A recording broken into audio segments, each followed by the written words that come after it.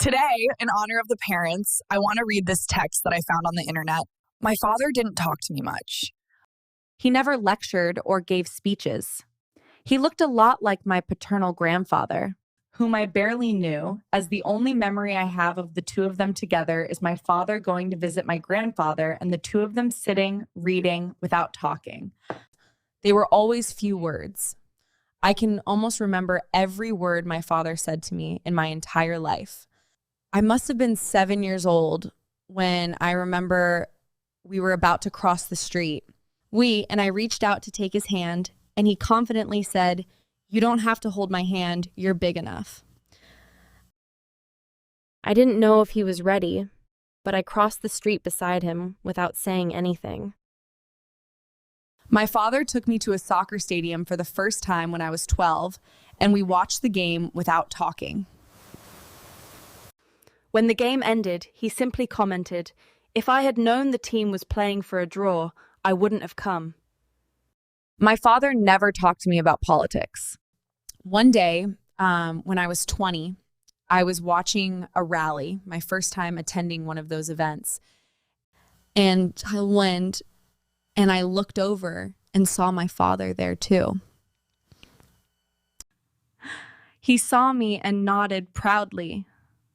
We didn't need words to be in sync. At the table, he was a little more talkative, but he always told the same stories. When someone mentioned they liked something unhealthy, he would seriously comment,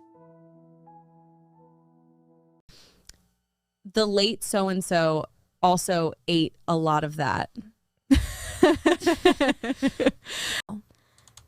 And when the topic was gossip or lies, his usual remark was, "I don't know which is worse, the one who lies or the one who believes." In later years, I would watch my team's games that I didn't go to the stadium on the weekends with him at my parents' house. Even so, there was always a message on the answering machine. A few hours before, he'd call and leave a recording.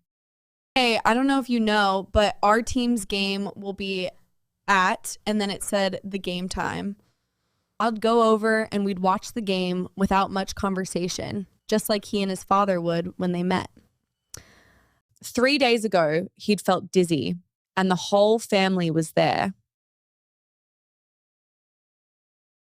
I asked him if he was okay, and he, still lying down, said yes, but he'd get dizzy when he tried to get up.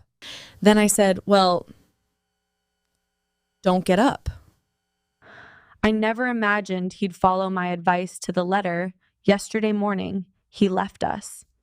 And if at 7 years old, I didn't know if I was ready to walk through life without holding my father's hand, today, belatedly, I can say, "Dad, I'm not ready yet."